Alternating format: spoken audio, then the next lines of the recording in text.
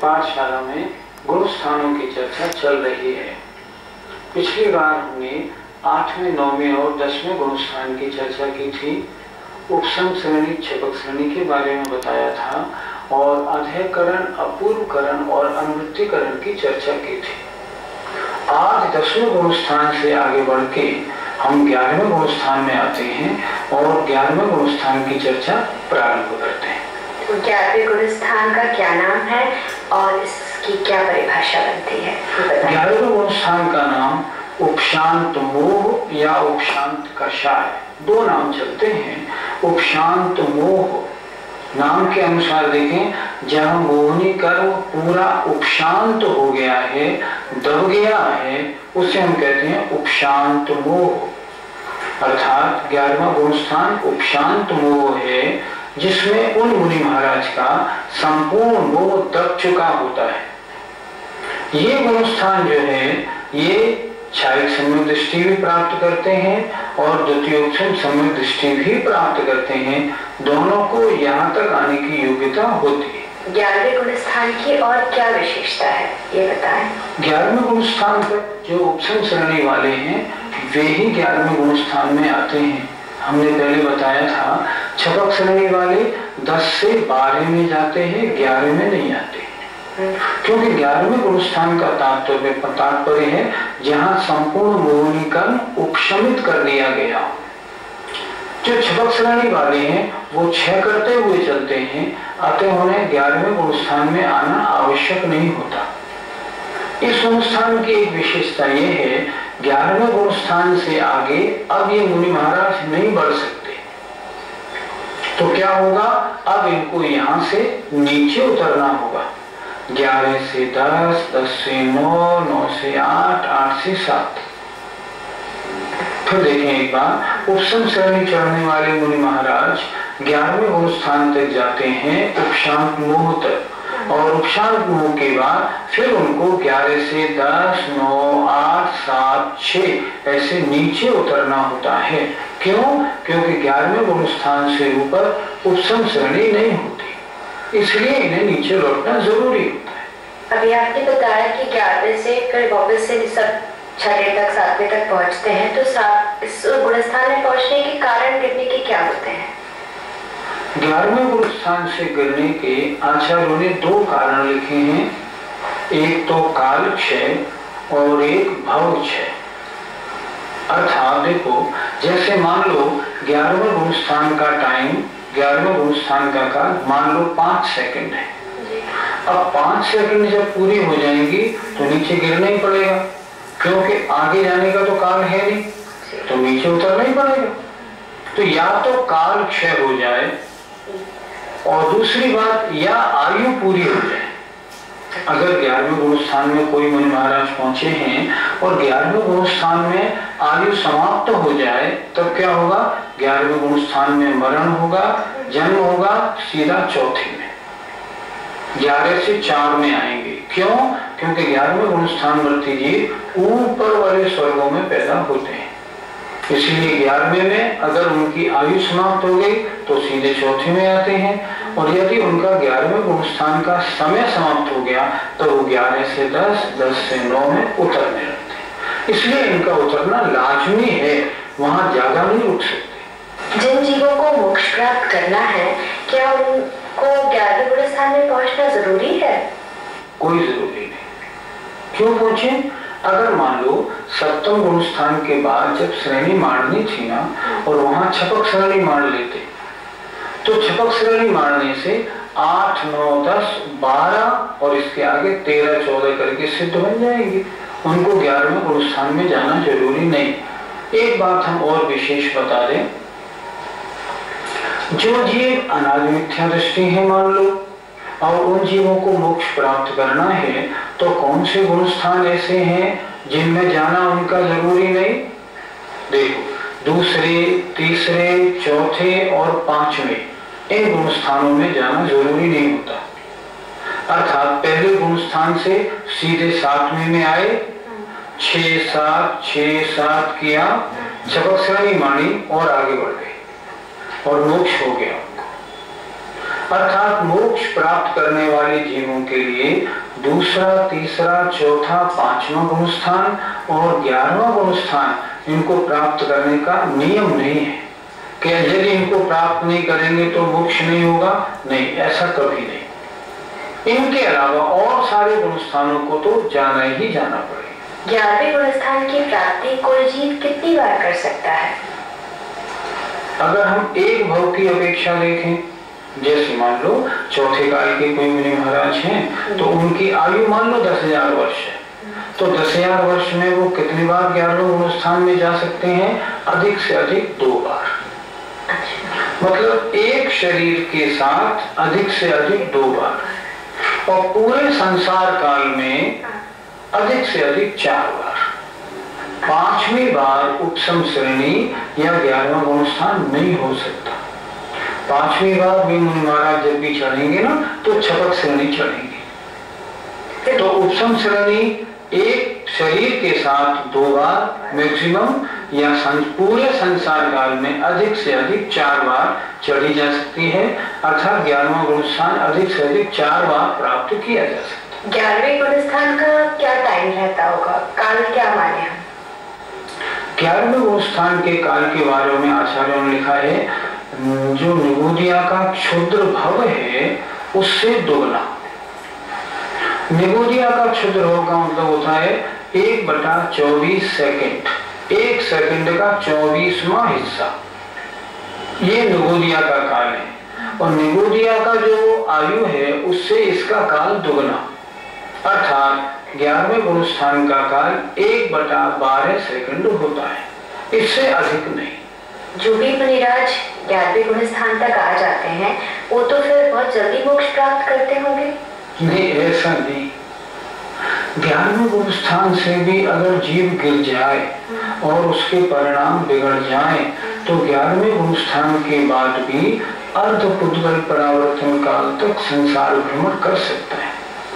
अर्धपुद्गल परावर्तन काल अनंत काल होता है, अर्थात 11वें गुण स्थान को प्राप्त करके इतना ऊंचे वीतरागता के बिल्कुल निकट पहुंच के वहां से भी अगर जीव गिर जाए तो फिर नीचे परिणामों की गिरावट आ जाए अगर मान लो, तो उसके बाद फिर अनंत काल अर्धपुद्गल परावर्तन काल घूम के तब मोक्ष जाता है। इतने समय तक वो जीव संसार घूम सकता है।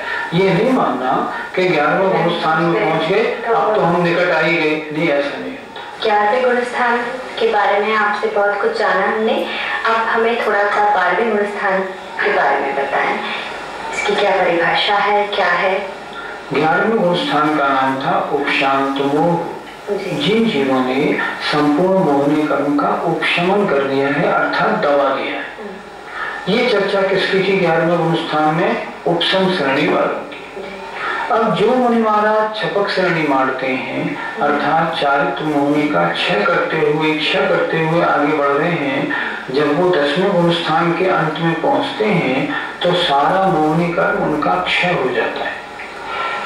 तो सारा मोहनी कर्म क्षय होने के कारण 12वें गुण स्थान में जब उन्होंने प्रवेश किया तो उनका नाम आया क्षीण मोह।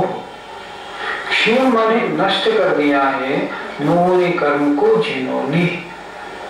ये उपशम श्रेणी वालों को 12वां गुण स्थान नहीं मिलता। 12वां गुण स्थान केवल छपक श्रेणी वालों को मिलता है। जिन मुनि महाराज की विशुद्धि इतनी अच्छी होती है, जिनकी दृढ़ता इतनी मजबूत होती है, जिनको उसी भाव में मोक्ष जाना होता है, ऐसे मुनि महाराज छपक श्रेणी में 8, 9, 10, 10वें के अंत में मोहनी कर्म का नाश करके और 12वें गुण स्थान वर्ती क्षीण मोह गुण स्थान वाले बन जाते हैं। क्षीण मोह नामक 12वें गुण स्थान की क्या विशेषता है? वे मुनि महाराज मोक्ष प्राप्ति के लिए आगे बढ़ रहे हैं। मोक्ष प्राप्ति के लिए 2 स्टेज में मोक्ष प्राप्ति होती है। पहले आप 4 घातीय कर्मों का नाश करो, फिर 4 अघातीय कर्मों का नाश करो। 4 घातीय कर्म है ज्ञानावरण, दर्शनावरण, मोहनी और अंतराय। ये आत्मा के अनुजीवी गुणों का घात करते हैं, इसलिए ये कहलाते हैं घातिया। अब इन 4 घातीय कर्मों में से ज्ञानावरण, दर्शनावरण, मोहनी और अंतराय, इन 4 में से मोहनी कर्म का नाश तो हो गया 10वें गुण स्थान के अंतिम समय में। मोहनी का नाश किया उन मुनि महाराज ने, तब वे आए क्षीण मोह गुण स्थान में, जिनका मोह नष्ट हो गया हो। अब यहाँ आ गए, यहाँ इनकी विशुद्धि और बढ़ रही है, और बढ़ गई। अभी क्या करेंगे, 10-12वें गुण स्थान में 2 विशेषताएं खास होती हैं। पहली विशेषता तो होती है 12वें गुण स्थान में आते समय उन मुनि महाराज के शरीर में अनंत निगूढ़ राशि रहती है। शरीर में निगूढ़ राशि सबके होती है, हमारे आपके भी मांस आदि में, बॉडी के अंदर निगूढ़ या जीव अनंतानंत भरे पड़े। जो मुनि महाराज अभी 12वें गुण स्थान तक आए हैं, उन 12वें गुण स्थान तक आने वाले मुनि महाराजों के शरीर में भी अनंतानंत निगूढ़ या जीव तो हैं। अब क्या होता है, इस 12वें गुण स्थान में वे अनंतानंत निगूढ़ या जीव मरण को प्राप्त हो जाते हैं। पहली विशेषता, शरीर में शरीर के आश्रित रहने वाले अनंतानंत निगूढ़ या जीवों का मरण हो जाता है, वे शरीर छोड़ के चले जाते हैं। दूसरी विशेषता, 12वें गुण स्थान के अंतिम समय में वे मुनि महाराज ऐसी एकाग्रता बनाते हैं और ऐसी उनकी भावों की विशुद्धि बढ़ती है कि एक समय में ज्ञानावरण, दर्शनावरण और अंतराय तीनों कर्म संपूर्णतया नाश को प्राप्त हो जाते हैं। घातिया कर्म 4 थे, अब उसमें मोहनी कर्म का नाश तो 10वें गुण स्थान के अंत में कर दिया। अब 3 घातिया बचे, ज्ञानावरण, दर्शनावरण, अंतराय। तो अब 12वें गुण स्थान के अंतिम समय में इन 3 घातिया कर्मों का नाश हो जाता है। इस तरह 12वें गुण स्थान के अंतिम समय में 4 घातिया कर्मों का नाश हो जाता है और फिर उसी समय इस जीव को केवल ज्ञान की प्राप्ति और 13वां गुण स्थान बन जाता है। इस तरह 12वें गुण स्थान में 2 कार्य हुए, अनंत निगूढ़ जीवों की समाप्ति और 3 घातिया कर्मों का नाश। अनंत निगूढ़ जीवों का घात होने से तो इस गुण स्थान में पहुंच के बलि महाराज को पाप लगता होगा। देखो, हिंसा की परिभाषा क्या है? हिंसा की परिभाषा तत्वार्थ सूत्रकार ने लिखी, प्रमत्त योगा प्राण व्यपरोपण हिंसा। प्रमाद के योग से दूसरे के प्राणों का घात होना हिंसा है। अब यहाँ 12वें गुण स्थान में प्रमाद तो है नहीं, प्रमाद था 6ठे गुण स्थान तक, जब तक नाम था प्रमत्त विरत। अप्रमत्त विरत में आया था तब वहीं प्रमाद समाप्त हो गया था। अब जब प्रमाद नहीं है और जीव हिंसा है तो प्रमाद के योग से प्राणों का घात होना हिंसा कहलाता है। अब जब प्रमाद का योग नहीं है तो किसी के प्राण का घात हो तो भी हिंसा नहीं होती। ये मुनि महाराज जीव हिंसा नहीं करते।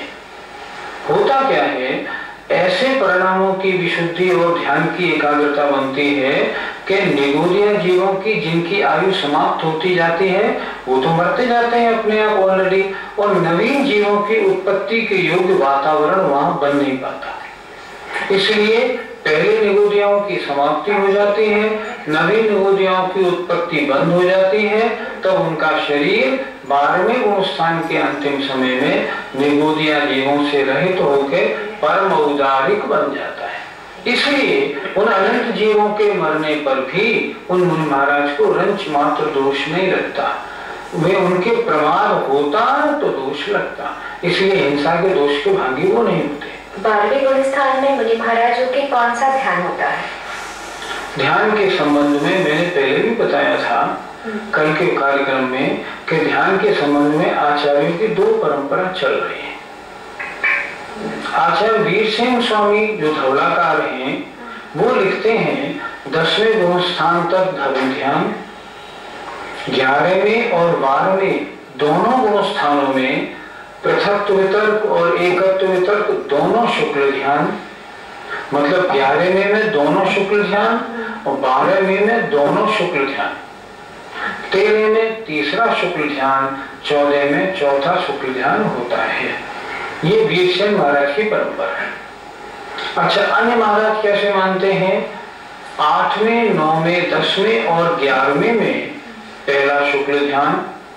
ये महाराज जो हैं ये धर्म ध्यान मानते हैं 7वें तक। 7वें तक धर्म ध्यान, 7वें के बाद 8, 9, 10 और 11 में पहला शुक्ल ध्यान, 12 में दूसरा शुक्ल ध्यान, 13 में तीसरा और 14 में चौथा शुक्ल ध्यान मानते हैं। ये मुनि महाराज जो है बाद वाली परंपरा वाले, ये महाराज जो हैं ये 11वें गुण स्थान में दूसरा शुक्ल ध्यान नहीं मानते, एकत्व वितर्क। जबकि वीरसेन स्वामी 11वें गुण स्थान में दोनों शुक्ल ध्यान मानते हैं और 12वें में भी दोनों शुक्ल ध्यान मानते हैं। इस तरह ध्यान के संबंध में 2 परंपराएं हैं। अभी आप बताएं कि 11वें और 12वें में दोनों तरह के शुक्ल ध्यान है, तो ये चीज थोड़ा सा समझ में नहीं आ रहा, इसको आप क्लियर करें कि 11वें में भी शुक्ल ध्यान दोनों है और 12वें में भी है, तो फिर कैसे फर्क है, क्या डिफरेंस है? ठीक, जरा समझते हैं। पहली बात तो ये है 10वें गुण स्थान तक वीरसेन स्वामी ने धर्म ध्यान माना, ठीक है। अब 10वें से 11वें में तो वो आएंगे नहीं, अब वो आए सीधे 12वें में, और 12वें तक दोनों शुक्ल ध्यान होने चाहिए। पहला शुक्ल ध्यान नहीं होगा तो दूसरा शुक्ल ध्यान होगा नहीं, और 10वें गुण स्थान तक धर्म ध्यान है, तो 10वें से 12वें जो जीव आएंगे जो मुनि महाराज, उनके 12वें गुण स्थान में दोनों शुक्ल ध्यान हो जाएंगे। पहले कुछ समय एकत्व पृथक्त्व वितर्क, उसके बाद एकत्व वितर्क। ये वीरसेन महाराज की परंपरा हुई। अब हम चलते हैं दूसरी बात। आचार्यों ने तीसरे शुक्ल ध्यान का नाम रखा है सूक्ष्म क्रिया अप्रतिपाती। विषय थोड़ा सा कड़ा है, जरा ध्यान से देखना। अप्रतिपाती का मतलब होता है जहां से नीचे गिरता नहीं। तीसरा शुक्ल ध्यान के साथ अप्रतिपाती विशेषण लगाया है, इसका मतलब ये हुआ पहले के 2 शुक्ल ध्यानों से जीव नीचे गिरता है। अब 12वें गुण स्थान में जो जीव आ जाते हैं वो तो नीचे गिरते नहीं। तो यदि हम दूसरे शुक्ल ध्यान को मात्र 12वें में मानेंगे, 11वें में नहीं मानेंगे, तो फिर नीचे कैसे गिरेगा? इसलिए आचार्यों ने लिखा एकत्व वितर्क वाला भी नीचे गिरता है, इसलिए 11वें गुण स्थान में पृथक्त्व वितर्क और एकत्व वितर्क दोनों माने जाते हैं। और वैसे 12वें गुण स्थान में भी दोनों माने जाते हैं, क्योंकि 10 से जो 12वें में आया है उसके पहले दोनों शुक्ल ध्यान 12वें गुण स्थान में होंगे, तभी तो दोनों शुक्ल ध्यान हो पाएंगे, नहीं तो कैसे होंगे। इसलिए वीरसेन स्वामी की परंपरा बिल्कुल ठीक कह रही है। अन्य आचार्यों का अभिप्राय जो है मैंने आपको बता दिया। अर्थात निष्कर्ष क्या निकला, एक परंपरा के अनुसार 8, 9, 10, 11 में पहला शुक्ल ध्यान, 12 में दूसरा, 13 में तीसरा, 14 में चौथा। आचार्य वीरसेन महाराज की परंपरा के अनुसार 11वें गुण स्थान में पहला शुक्ल ध्यान और दूसरा शुक्ल ध्यान दोनों, 12वें में पहला दूसरा शुक्ल ध्यान दोनों, तीसरा 13 में और 14वें में चौथा शुक्ल ध्यान होता है। इस तरह ये दोनों परंपराएं किन कारणों से क्या कहती हैं, ये बात स्पष्ट हुई। 12वें गुण स्थान वर्ती मुनि महाराज आगे कौन से गुण स्थान में जाते होंगे? 12वें वाले आगे 13वें गुण स्थान में जाते हैं। देखो उपसम श्रेणी वाले जो 11 तक आए थे वो तो 11 से लौट जाते हैं, उनके आगे जाने का मार्ग ही नहीं, उनकी विशुद्धि वहां समाप्त, उनका काल समाप्त हुआ, लौट गए। अच्छा, 12वें गुण स्थान वाले मुनि महाराज जो होते हैं उन्होंने 12वें गुण स्थान के अंत में 4 घातिया कर्मों का नाश किया। अब वो हो गए 13वें गुण स्थान में। 13वें गुण स्थान किसका? सहयोग केवली भगवान का होता है। तो 12वें गुण स्थान का गमन, 12वें गुण स्थान वालों का गमन 13वें गुण स्थान में होता है। अब आप प्रश्न करेंगे, मान लो कि 12वें गुण स्थान वाला अगर नीचे गिरे तो? बिल्कुल, मैं भी यही पूछना चाह रही थी। लेकिन 12वें गुण स्थान वाला नीचे गिरता नहीं। 12वें गुण स्थान वाला नियम से मोक्ष प्राप्त करता है, क्योंकि छपक से नहीं है ना, उन्हें 4 घातिया कर्मों का नाश करते हुए आगे बढ़ रहा है, पीछे कैसे लौट जाएगा? लौटने का कोई सवाल ही नहीं उठता। इसलिए 12वें गुण स्थान वाले नियम से 13वें में जाएंगे और आगे बढ़ेंगे। 11वें वाले नियम से नीचे गिरते हैं। ये इन दोनों में अंतर है। तो छपक श्रेणी वाले 12वें गुणस्थान वर्ती क्षीण मोह वाले मात्र 13वें गुणस्थान को जाते हैं। 12वें गुणस्थान वाला जीव क्या नियम से मोक्ष प्राप्त करेगा? 13वें में वो जाएगा और फिर 13वें के बाद 14वें में, तो वो नियम से मोक्ष प्राप्त करेगा या फिर किसी वजह से कुछ ऐसा हो कि वो मोक्ष प्राप्त ना कर पाए? नहीं, कोई वजह नहीं। जो 12वें गुणस्थान में आ गए हैं, जिन्होंने 4 घातीय कर्मों का नाश कर दिया है, नियम से 13वें में जाएंगे, 14वें में जाएंगे और मुक्ति प्राप्त करेंगे। उनका एक ही मार्ग है, उस मार्ग में कोई इफ एंड बट नहीं लगाना है। मतलब वो बैक नहीं है, बल्कि आगे ही बढ़, कोई कंडीशन नहीं, किसी भी सूरत में वो लौटेंगे नहीं। और विशेष बात यह है, इन 12वें गुणस्थान में वही जीव आ सकते हैं जिनकी मात्र पहला सहनन हो, और दूसरी बात जिन्होंने आयुबंध नहीं किया हो। अगर पहले मुनि अवस्था में आयुबंध कर लेंगे तो छपक श्रेणी नहीं मार पाएंगे, फिर छपक श्रेणी नहीं चलेंगे। इसलिए 12वें गुणस्थान वाले जीव नियम से 13 और 14 और मोक्ष को प्राप्त करते ही करते हैं, और दूसरा कोई ऑप्शन नहीं। इस 12वें गुणस्थान का काल कितना होगा? क्या टाइम ड्यूरेशन रहता है? 12वें गुणस्थान का काल 11वें गुणस्थान से दोगुना कहा गया है। हमने अर्थात 11वें गुणस्थान का काल बताया था 1/12 सेकेंड, उसका दोगुना काल हुआ 1/6 सेकेंड, अर्थात 1 सेकेंड का 6वां भाग ये 12वें गुणस्थान का काल कहा गया है। 12वें गुणस्थान वाले जीवों को भी छद्मस्त वीतराग क्यों कहा जाता है? छद्मस्त और वीतराग 2 शब्द हैं, दोनों ठीक है। छद्मस्त का मतलब होता है छद्म माने अभी जिनके ज्ञानावरण और दर्शनावरण कर्म का उदय है। तो 12वें गुणस्थान वालों के ज्ञानावरण, दर्शनावरण, अंतराय तीनों अभी मौजूद हैं। 12वें गुणस्थान के अंतिम समय इन तीनों का नाश होगा। तो जब तक वो जीव 12वें गुणस्थान में है, तब तक छद्म माने ज्ञानावरण, दर्शनावरण कर्म के उदय से सहित है, बिल्कुल है, इसलिए छद्मस्त। वीतराग का मतलब क्या? इनका जो राग था ना, मोहनी कर्म जो था, वो 10वें गुणस्थान में या तो दब गया या नष्ट हो गया। इनका नष्ट हो गया छपक श्रेणी वालों का, इसलिए ये कहलाए वीतराग। मोहनी कर्म या इनका राग द्वेष बिल्कुल 0 हो चुका है, इसलिए ये 12वें गुणस्थान वाले अभी ज्ञानावरण, दर्शनावरण के उदय सहित हैं, अर्थात अभी इनका ज्ञान अपूर्ण है। इनके कौन कौन सा ज्ञान हो सकता है 12वें गुणस्थान में? मत ज्ञान, श्रुति ज्ञान, अवधि ज्ञान, मनोपर्य ज्ञान, अभी केवल ज्ञान नहीं। तो यहाँ तक अभी ज्ञान अपूर्ण रहा। तो छद्मस्त माने हुआ अपूर्ण ज्ञान वाले हैं, और वीतराग माने मोहनी कर्म से दूर, राग द्वेष से रहित हो गए हैं। 12वें गुणस्थान वाले ऐसे होते। ठीक कहा किसी। 6 से 12वें गुणस्थान तक अभी आपने हमें मुनि महाराजों की चर्चा बताई।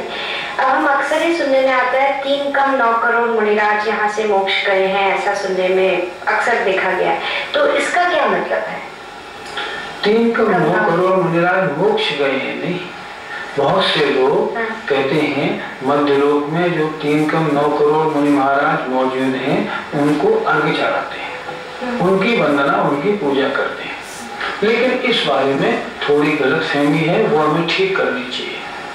पहले हम ये सोचिए कि 3 कम 9 करोड़ मुनि महाराज संख्या कहाँ से आई जी?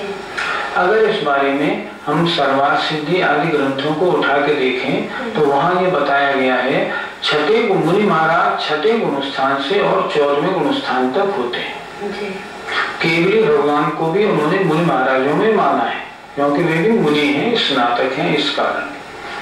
अब 6ठे गुणस्थान से 14वें गुणस्थान तक के जीवों की प्रत्येक गुणस्थान की हम गिनती लिखी उन्होंने। जैसे 6ठे गुणस्थान में अगर अधिक से अधिक मुनि हो तो कुछ कम 6 करोड़, 7वें गुणस्थान से इनसे आधे, अगर अधिक से अधिक हो तो कुछ कम 3 करोड़, और आगे के गुणस्थानों की संख्या 299, 299 आदि उच्चम श्रेणी की, 598 आदि छपक श्रेणी की दी है। इस तरह उन्होंने संख्या आगे बताई है। अगर हम छठे गुणस्थान से 14वें गुणस्थान तक के मुनियों की संख्या जो मैक्सिमम हो सकती है, ये जो मैंने छठे गुणस्थान की संख्या आपको 6 करोड़ कुछ कम बताई, ये इतने मुनि हमेशा नहीं पाए जाते। ये गलतफहमी है लोगों में। आचार्यों ने लिखा है, प्रभाचंद्र महाराज ने टिप्पण में लिखा है, अधिक से अधिक हो तो इतने हो, कम हो तो हो। इसका मतलब ये मैक्सिमम पॉसिबल उनकी क्वांटिटी है। अर्थात छठे गुणस्थान से 14वें गुणस्थान तक के सारे मुनि महाराजों को अगर हम जोड़ लगाएं तो आएगा 3 कम 9 करोड़। लेकिन 3 कम 9 करोड़ मुनि महाराज, ध्यान से सुनिएगा, बहुत से लोग इस बारे में गलती कर रहे हैं। 3 कम 9 करोड़ मुनि महाराज एक साथ एट ए टाइम ना तो आज तक कभी हुए हैं और ना कभी होंगे। ना तो आज तक कभी हुए हैं और ना कभी होंगे। क्यों नहीं होंगे? इसलिए नहीं होंगे कि 8वें, 9वें, 10वें और 11वें गुणस्थान के उपसम श्रेणी की संख्या 299, 299, 299, 299 है। हमने 3 कम 9 करोड़ में इन सबको जोड़ लिया। लेकिन सोचो, 8वें गुणस्थान के 299 ही तो 9वीं में आएंगे, वही 299 10वें में आएंगे, वही 299 11वें में आएंगे।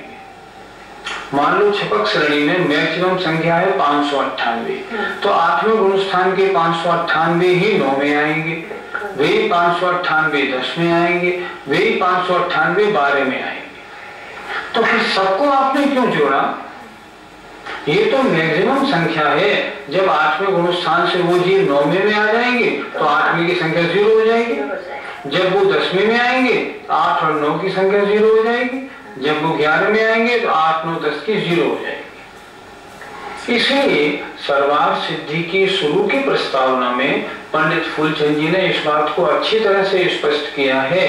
इस तरह 3 कम 9 करोड़ मुनि महाराजों का जो जोड़ लगाया है, वो जोड़ तो 8, 9, 10, 11 या 8, 9, 10, 12 इन सबको जोड़ के लगा लिया है। लेकिन ये एक साथ कभी ना हुए हैं और ना होंगे। दूसरी बात, जैसे अयोग केवली महाराज हैं, जिनकी आयु 1 सेकंड से कम होती है, 14वें गुणस्थान वाले, उनकी मैक्सिमम संख्या लिखी है 598। अगर हम 598 मुनि महाराज प्रति समय मान लें तो 1-1 सेकंड से कम समय में 598 मोक्ष जाते जाएंगे तो बहुत खाली हो जाएगा संसार। ऐसे नहीं जाते जी। इसलिए ये संख्या जो 3 कम 9 करोड़ है, ये संख्या कहां से आई? छठे गुणस्थान से 14वें गुणस्थान तक, जिस गुणस्थान में छपक या उपसम श्रेणी में जितने जीव मैक्सिमम हो सकते हैं, उन सबकी संख्या का जोड़ है 3 कम 9 करोड़। हमें ये नहीं समझना चाहिए कि 3 कम 9 करोड़ मुनि महाराज हमेशा मौजूद रहते हैं, हम उनकी वंदना करें। नहीं, ये तो पॉसिबल नहीं है। आचार्य विद्यासागर जी महाराज से मैंने कहा था, महाराज ये तो ऐसा लगता है कि 3 कम 9 करोड़ मुनि महाराज ना तो कभी हुए हैं ना होंगे। उन्होंने कहा बिल्कुल ठीक कह रहे हो, एट ए टाइम कभी नहीं होंगे।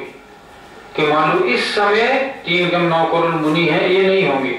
8वें वाले तो 9वें में आएंगे, 8वें वाले 8वें में, तो 9, 10, 11 खाली पड़ा है। इस तरह इस बारे में सबको ध्यान करना चाहिए। 3 कम 9 करोड़ मुनि महाराज ना तो कभी थे ना कभी होंगे। ये तो मुनियों की अलग अलग गुणस्थानों में जो मैक्सिमम क्वांटिटी है उसका जोड़ है। इस तरह समझेंगे तो ठीक होगा। आज की पाठशाला का समय पूरा होने को है। हमने आपको आज क्या बताया? श्रेणी 2 होती है, एक उपसम श्रेणी और एक छपक श्रेणी। उपसम श्रेणी वाले 11वें गुणस्थान तक आते हैं, उसके बाद नियम से करते हैं। छपक श्रेणी वाले 12वें में आते हैं, नियम से आगे केवली बनते हैं और मुक्त हो जाते हैं। इन 2 गुणस्थानों की चर्चा आज हमने की। हमारा भाव है